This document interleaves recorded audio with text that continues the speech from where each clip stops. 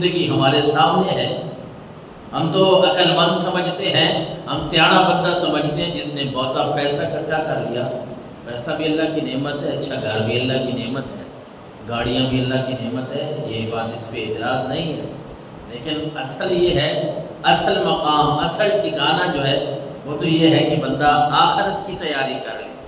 ہمارے یہاں کسی سے بھی پوچھیں کہ یار وہ سیاڑا کون ہے، عقل مند کون ہے، تو فوری طور پہ ہمارا یہی جواب ہوگا کہ فلانا بندہ بڑا عقل مند ہے، اس نے پیسے اکٹھے کر لیے ہیں، گھر بھی واہ واہ اس نے بنا لیا ہے، گاڑی بھی بڑی اچھی اس نے رکھی ہے.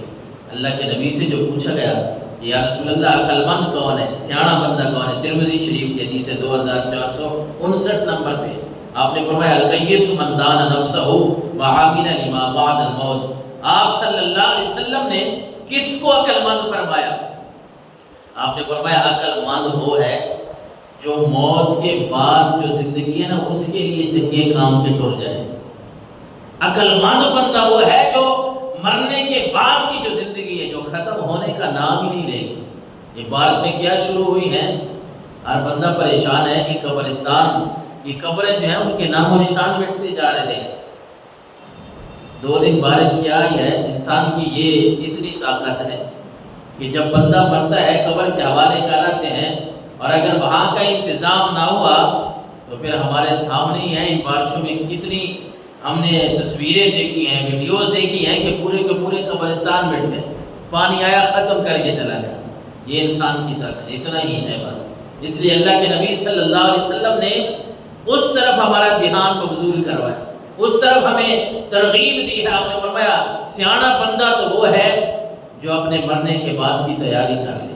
اور فرمایا والعاجز من اتبع نفسہ ہواہا، اور عاجز بندہ وہ ہے، بے وقوف وہ ہے جو اپنے خواہشات کے پیچھے چلتا ہے، اپنے نفس کے پیچھے چلتا ہے. اور پھر فرمایا وتمنى علی اللہ، اور پھر وہ اللہ پر امید بھی رکھ کے بیٹھا ہوتا ہے کہ میں جنت نہیں جاؤں گا تو اور کون جائے گا، جنت بنی ہی ہمارے لیے ہے. پھر وہ اس کے جملے یہ ہوں گے میں نماز نہیں پڑھوں گا، میں روزہ نہیں رکھوں گا، میرے اخلاق اچھے نہیں ہیں، میری تمیز ٹھیک نہیں ہے، لیکن میں کہوں گا کہ نہیں جنت میں تو میں نے ہی جانا ہے. اللہ کے نبی نے فرمایا ایسا نہیں، بلکہ اللہ تبارک و تعالیٰ کے محبوب صلی اللہ علیہ وسلم نے فرمایا کہ نیکی کا حکم دیتے رہو اور برائی سے روکتے رہو. نیکی کا حکم کرو، برائی سے روکتے رہو.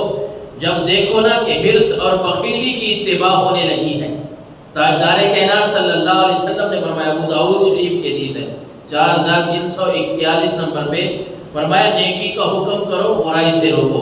اور جب دیکھو کہ حرص بڑھ گیا ہے، لالچ انتہا کو پہنچ چکا ہے، اور بخیلی کی، کنجوسی کی اتباع ہونے لگی ہے، فرمایا لوگ خواہشات نفسانی کے درپے ہونے لگے ہیں. جب تم دیکھو کہ لالچ بہت بڑھ گیا ہے لوگوں میں، بخیلی کنجوسی بہت زیادہ انتہا تک پہنچ گئی ہے، اور فرمایا جب دیکھو کہ لوگ خواہشات نفسانی کے درپے ہو گئے ہیں، نفسانی خواہشات کے پیچھے چلنے لگے ہیں، دنیا کو ترجیح دینے لگے ہیں، آخرت کو بھلانے لگے ہیں، اور ہر رائے دینے والا بندہ وہ اپنی رائے اور اپنی بات کو ترجیح دیتا ہے، حتمی سمجھتا ہے. ہوتا تو یہ ہے نا کہ مشورہ ہو رہا ہو رشتہ داروں میں، کوئی احباب میں، کسی جگہ پہ کوئی بات ہو رہی ہے تو مشورے کا مطلب یہ ہوتا ہے کہ جو بات مجھے اچھی لگے میں بتا دوں. آگے وہ اگلی بات یہ ہے کہ وہ ٹھیک ہے یا نہیں، درست ہے یا نہیں، باقیوں کی بھی سنی اور جو اچھا راستہ ہو وہ اختیار کیا جائے. لیکن ایک وہ آدمی جو اپنی رائے دیتا ہے، مشورہ دیتا ہے، پھر اس پہ اڑ جاتا ہے، ترجیح دیتا ہے، نہیں جو میں نے کہا ہے اسی طرح ہی ہونا چاہیے. تو اللہ کے نبی نے فرمایا جب تم یہ دیکھو حرص بڑھ جائے، بڑھ جائے، بخیلی کی اتباع کی جائے، لوگ خواہشات نفسانی میں مبتلا ہو جائیں، دنیا کو ترجیح دینے لگے، آخرت کو بھلانے لگے، اور ہر رائے دینے والا، مشورہ دینے والا اپنی بات کو ترجیح دے، تو حضور نے فرمایا تم پھر اپنی فکر کرو، اپنی فکر کرو، پھر اپنے آپ کو کوشش کرو درست راستے پہ ڈالنے کی، پھر لوگوں کی فکر چھوڑ دو. اور آج وہ ماحول شاید آ چکا ہے، یہ حرص اور لالچ ہمارے سامنے ہے، بخیلی بھی ہمارے سامنے ہے. خواہشات نفس کی بات کریں تو وہ کون سی ایسی مسجد ہے جو کسی بھی نماز پہ بھری ہوئی ہمیں ملے سوائے رمضان المبارک کے؟ جس طرح جمعے کا رش ہوتا ہے، عیدوں کا رش ہوتا ہے، اس طرح مساجد میں نہیں، اگر کوئی میلہ ٹھیلا لگ جائے وہاں ظاہر ہے ساری دنیا چلی جائے گی۔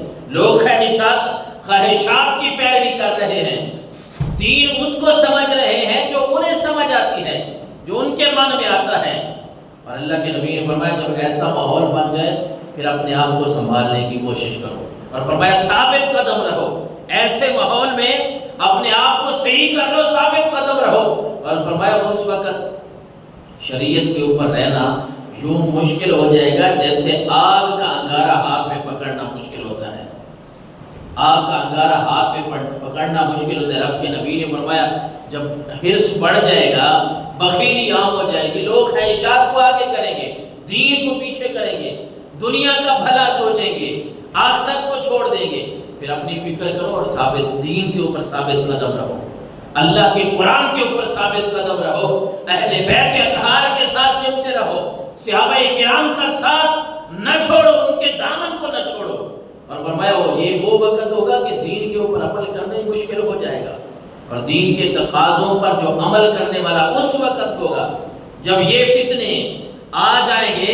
اللہ کے نبی نے فرمایا اس وقت کوئی بندہ دین کے اوپر عمل کرنے والا اگر ہوگا نا تو اس کو 50 عاملوں کے برابر رب ثواب عطا فرمائے گا۔ یعنی ایسی خواہشات چل رہی ہیں، لوگ شاید کہ یہ زمانہ ہم دیکھ رہے ہیں آنے والا ہے، مزید آگے پتہ نہیں کہاں سے کہاں بگاڑ پیدا ہوگا۔ تو اللہ کے نبی نے فرمایا تم یوں کرو، لوگوں کو بھی سمجھانے کی کوشش کرو، لوگوں کو واعظ و نصیحت بھی کرو، امر بالمعروف نہی عن المنکر کرتے رہو، لیکن پہلی بات یہ یاد رکھ لو کہ اپنے آپ کو ثابت قدم رکھو، دین کے اوپر ڈٹ جاؤ، جم جاؤ، دین کے اوپر عمل کرنے کی کوشش کرو۔